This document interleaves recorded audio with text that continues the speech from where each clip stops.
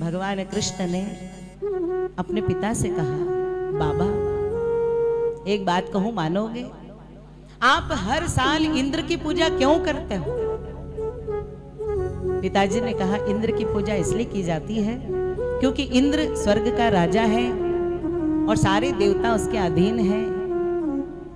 वो वरुण देव को आज्ञा करता है तो फिर वरुण वर्षा करते हैं, इसीलिए हम इंद्र की पूजा करते हैं। पिताजी, इस साल इंद्र की पूजा कोई नहीं करेगा।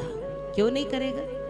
ये गोवर्धन नाथ, ये गोवर्धन पर्वत जो हमारे गांव में स्थित है, हम इसकी पूजा करेंगे क्योंकि ये हमारी रक्षा करता है और रक्षा करने वाला संसार में सबसे बड़ा होता है, जीवन दान देने वाला सबसे बड़ा होता है। इसलिए इस पर्वत की पूजा करेंगे क्योंकि पर्वत विश्वास का प्रतीक होते हैं। एक फिल्म का, एक गाने का एक लाइन याद आ रहा है, सुनाऊं? किसी ने कहा है, हुस्न पहाड़ों का क्या कहना के 12 महीने, वहाँ मौसम जाड़ों का। और अगले अंतर में क्या कहते हैं? झरने तो बहते हैं, कसम ले पहाड़ों की, जो कायम रहते हैं। वाह वाह।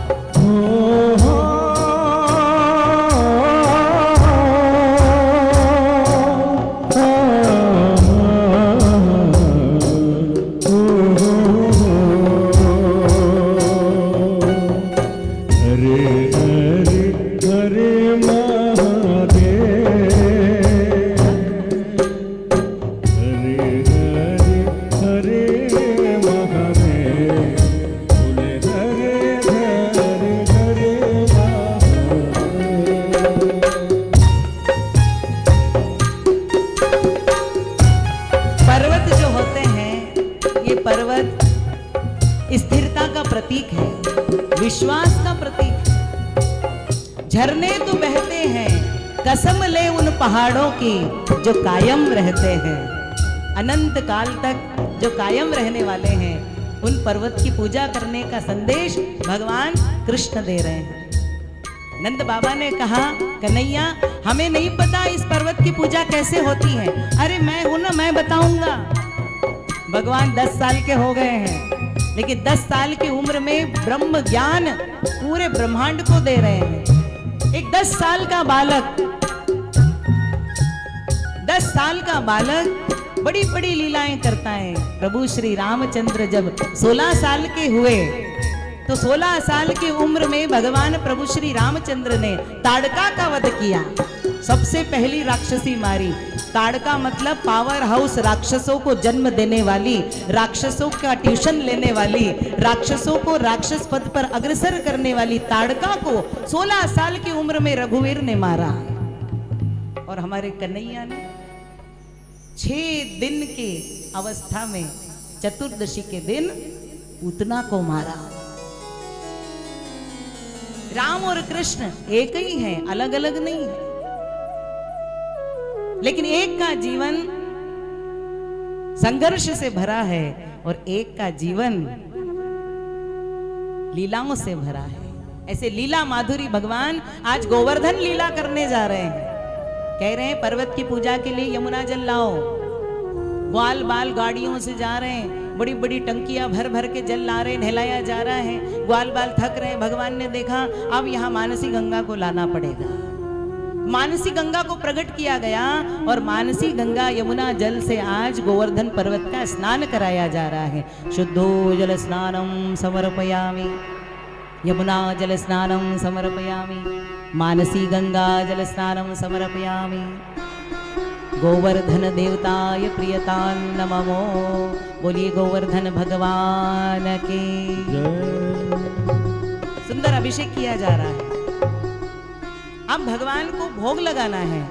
तो भगवान के लिए 56 भोग गांव में बनाने का आदेश दे दिया। जब इंद्र ने देखा इतनी सुंदर पूजा मेरी होती है, आज मेरी पूजा न होते हुए पर्वत की पूजा की जा रही है, मेघों को आदेश दिया जाओ बरस जाओ, पूरा ब्रज डुबा दो। घनघोर बारिश हुई और पूरे ब्रज मंडल के चारों तरफ पानी पानी, जल ही जल।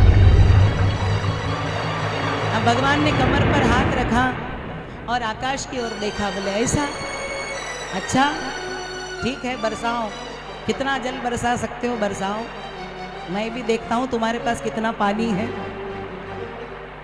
नंद बाबा घबराए, कहने लगे कन्हैया तेरे कहने से हमने इस पर्वत की पूजा तो कर ली, अब क्या होगा, देख इंद्र का प्रकोप बरस रहा है। कन्हैया ने कहा चिंता मत करो बाबा, चिंतन करो, अभी कुछ करते हैं, जिसकी हमने पूजा की है यही हमें इंद्र के प्रकोप से बचाएगा, क्योंकि हमने इसकी पूजा की है। और जिसकी पूजा करते हैं ना उस पर पूरा विश्वास रखना चाहिए। पूजा करते करते 10 बार भागते हैं मोबाइल लेने के लिए, पूजा करते करते 10 बार इधर उधर हो जाते हैं। जब पूजा करने बैठो ना तो सब भूल जाओ, जो होगा वो जिसकी पूजा कर रहे हैं वो संभालेगा सब, क्यों चिंता करते हैं, जरा एक बार करके तो देखो, नहीं संभाला उसने तो नाम बदल देना मेरा। जरा पूरा विश्वास तो करके देखो अपने भगवान पर। जब पूजा करने बैठो, चाहे दुनिया में आग लग जाए, चाहे जो हो जाए, हिलना मत वहां से और कह देना जिसकी पूजा कर रहे हो उससे, मैं कोई यहाँ टाइम पास करने नहीं बैठी हूँ प्रभु जी आपके सामने, मैं आपकी उपासना कर रही हूँ और बरसों से आपकी उपासक हूँ। अगर मेरे परिवार को पूजा करते करते कुछ हुआ तो बस आज से सब खत्म। हाँ तो सीधी सी बात है, जो भक्त होते हैं वो भगवान से लड़ते हैं, हम भी लड़ते हैं, लड़ लड़ के भगवान से हर चीज मांग लेते हैं। करना पड़ेगा आपको, अगर हमसे कोई गलती हो तो आप हमें दंड दो, लेकिन अगर हमारी उपासना को आपने स्वीकार नहीं किया, विश्वास, श्रद्धा और विश्वास, क्योंकि श्रद्धा है ना अंधी है, बड़ी बेईमान है, पार्टी देख करके वो बदल जाती है। श्रद्धा बेईमान है, कब पलट जाएगी मालूम नहीं पड़ेगा। अकेली श्रद्धा, लेकिन अकेली श्रद्धा लेकर के कभी भगवान की पूजा मत करो, श्रद्धा के साथ विश्वास को लाओ और श्रद्धा विश्वास दोनों को लेकर के मेरे ठाकुर जी की पूजा करो। फिर देखो जीवन सजा नहीं होगा, जीवन को सजा दिया जाएगा और इतना सुंदर बना दिया जाएगा कि फिर आप भगवान के उपासक बन करके जीवन में सुख ही सुख भोगोगे। विश्वास करो अपने इष्ट पर, विश्वास करो अपने गुरु पर, विश्वास करो अपने भगवान पर, विश्वास करो अपने सद्गुरु की कही हुई बातों पर, विश्वास करो अपने शास्त्रों पर।